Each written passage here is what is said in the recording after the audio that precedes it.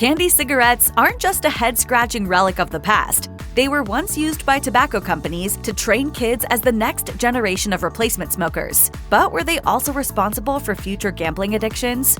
It may seem wild to younger generations, but for decades, candy cigarettes and bubblegum cigarettes were among the most popular treats a kid could buy. These were not only designed to look like the real thing, but they were packaged in fake cigarette packs as well, giving kids the chance to enjoy the big hit of sugar while emulating their parents or favorite celebrities in an era where smoking was widespread. Nowadays, it may seem amazing that fake cigarettes were marketed to children, but it took a long time and a lot of legal battles for attitudes to shift to where they are today. Candy cigarette? I don't want a candy cigarette.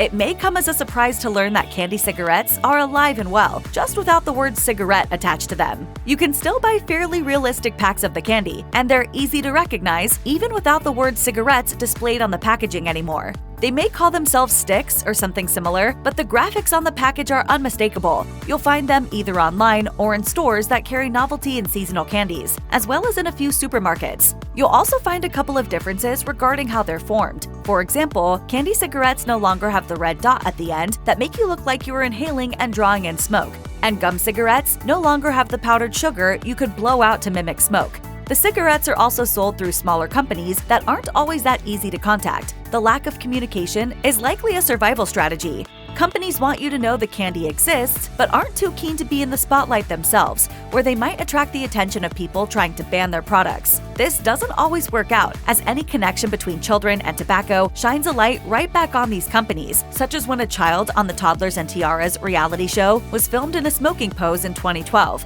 While the child was using a prop, media attention once again landed on candy cigarette distributors. Tobacco companies weren't thrilled at first when candy companies started copying their logos and package designs to sell candy cigarettes. But eventually, the tobacco companies realized that these candies were actually pretty good ads. If kids bought the candy cigarettes and saw packaging that looked like the real thing, that could get them interested in using the tobacco version when they were older. Kids were targeted as future smokers who would continue to provide business for the tobacco companies as older smokers died. I would even like to see a comment from the tobacco industry. Do they notice this happening? Do they know their brands are being exploited to sell to children? RJ Reynolds, which represents brands including Newport and Camel, actually called these kids replacement smokers. And candy cigarettes with their spoofed brand names got the backing of some of the country's biggest cigarette manufacturers. The main reason for candy cigarettes becoming much less popular and much harder to find is the transformation of smoking from a routine social habit to something that's seen as incredibly harmful to both the smoker and those around them. There's no real doubt now that smoking is linked to a host of diseases, and it's not something that most people want to promote to kids, who have historically been the target demographic for candy cigarettes. After the Surgeon General's 1964 report about the link between bad health and tobacco came out, the tobacco industry began a long, slow slide into uncoolness that took candy cigarettes along for the ride. That's not to say companies didn't put up a fight. While candy cigarettes weren't produced by the tobacco industry, cigarette manufacturers were determined to help candy cigarettes stay available. They influenced government officials to overturn or oppose bans and other restrictions on candy cigarettes, though that influence waned over the decades. By the 1970s, even those failed government restrictions managed to have some effect. One attempt at a nationwide ban, for example, failed in its main goal, but made candy companies realize that their products were in the government sights. As a result, they started making changes like removing cigarettes from labels. Adding to the opposition against candy cigarettes were revelations that people who used candy cigarettes were more likely to transition to smoking real cigarettes, and that smokers were more likely than non-smokers to grab a candy cigarette. Evidence eventually came out that studies with negative results had been hidden. According to the Journal of Pediatrics, those studies showed that kids were desensitized to smoking through consumption of the candy. On one hand, that seems obvious. These things are candy, they're pure sugar, and they essentially train kids in how to act when pretending to smoke. But for decades, the candy cigarettes were seen as harmless fun. The candy was a prop that kids could use to play act, and the doom and gloom presented by those who opposed the candy were seen as far-fetched. The opposition brought about by the research took years to solidify into an influential movement. Those who objected to candy cigarettes didn't wait for research to back them up. They started trying to ban sales of the candy early on, but fighting against the tobacco industry was hard, and most of these bans didn't succeed. probably the most eye-rolling argument against a ban had to do with Tootsie Rolls. Back in 1971, the state of New York decided a ban on candy cigarettes and other candy versions of tobacco products would be a sensible idea. The proposed ban encountered resistance, and the argument that finally tanked the proposal claimed that the ban would target anything resembling a tobacco product, meaning tube-shaped candy like Tootsie Rolls could end up being banned. Rather than ensure the proposed ban excluded items that weren't clear representations of tobacco products, the state decided to scrap the ban altogether. Despite staunch opposition from the tobacco and candy industries, some bans on candy cigarettes have actually made it into law in the US. The most notable was in North Dakota, which managed to ban the sale of candy cigarettes statewide from 1953 to 1967. Since then, both Maine and Tennessee have banned candy cigarettes, and those bans are still in force. The city of St. Paul, Minnesota, also has a local ban on selling the products. The US has tried a couple of times to ban candy cigarettes nationwide, but neither attempt was successful. If you've heard that the country banned candy cigarettes in 2009 as part of the Family Smoking Prevention and Tobacco Control Act, that claim is based on misunderstanding. The act bans candy-flavored cigarettes, not candy meant to resemble a cigarette. Some things are silly and evil, like candy cigarettes.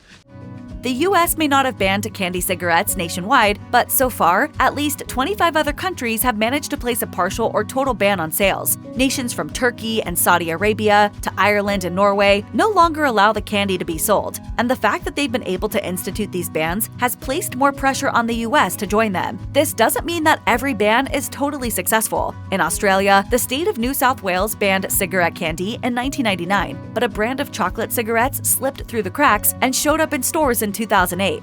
Moreover, another brand of candy cigarette, currently called Fads, continues to be legal in New South Wales after only a product name change. Another signpost on the road to obscurity for candy cigarettes was the banning of cigarette advertising on television in the early 1970s. While this ban focused on tobacco, taking away the ability of tobacco companies to advertise during commercial breaks meant that the cultural reach of cigarettes, candy or otherwise, was now shrinking. Tobacco companies complied, technically speaking. They stopped having broadcast commercials for cigarettes, but they continued to do things like have billboard advertising at televised sports events. Over time, more restrictions on tobacco advertising were put in place, especially after the 1998 Master Settlement Agreement between tobacco companies and U.S. states and territories regarding treatment costs. The MSA severely restricted the ability to market tobacco to young people by prohibiting sponsorships, cartoon advertising, and more. The agreement didn't ban candy cigarettes, but it so greatly reduced the visibility of tobacco that the image of tobacco as something cool to be mimicked with candy waned even more. If you want your product to be noticed, you need to advertise. If you want a specific demographic to use your product, you have to target your advertising to that demographic. Herein lies another reason why candy cigarettes are no longer so common. They're no longer marketed to kids, but rather to adults who are nostalgic for the candy of their youth. Buyers today are likely people who had been kids in the 1950s through the 1970s and who are recalling a childhood memory. But as the population ages out, the number of consumers who fondly remember candy cigarettes is dwindling. Kids today are less likely to buy candy cigarettes because smoking itself is no longer seen as glamorous. A recent Gallup poll showed that the percentage of U.S. adults who admit to smoking has steadily declined since the 1940s and 1950s and has dropped sharply since the beginning of the 21st century. 45% of adults smoked in 1954, while only 12% smoked in 2023. Most adults view tobacco cigarettes as harmful now, and that's led to fewer smokers as role models and fewer families where smoking is deemed okay. Kids are no longer told that if they use candy cigarettes, they'll be just like their parents, and they're not seeing cigarettes consistently used by main characters on TV or in film. As a result, more kids no longer see holding a tobacco cigarette as an adult thing to do, and candy cigarettes aren't seen as a way to seem like an adult. I'm 21 years old. I'm a man. Oh, okay.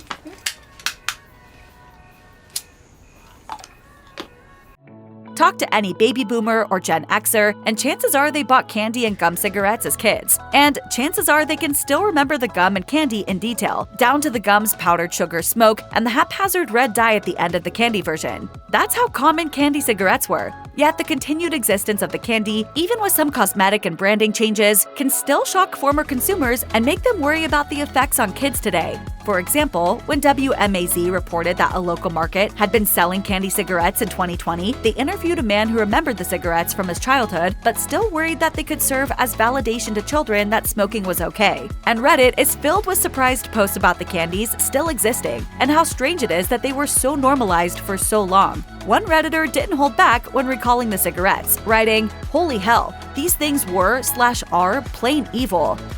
While current opposition to candy cigarettes may be based in science and studies that track tobacco use, previous objections focused on how candy cigarettes would corrupt youth and lead them to partake in all sorts of antisocial behaviors. From claims that the candy would make children smoke actual cigarettes, which we now know to be true, or turn them into alcoholics, candy cigarettes were treated as a threat to children's well-being. One claim correlated candy cigarette use with gambling because having their own money to purchase the candy almost certainly meant that children would start acting like adults in other ways, including taking on any and all vices that adults had. Opposition cooled somewhat, at least in the media, as the tobacco industry gathered doctors into its arms. The Ladies' Home Journal, for example, claimed in 1906 that once a child used a candy cigarette, it was only a short, slippery slope to using excess salt, caffeine, tobacco, and alcohol. By the 1940s, though, the journal was running tobacco company ads touting smooth flavors and doctor-recommended brands to its readers. Candy doesn't seem so bad now, does it?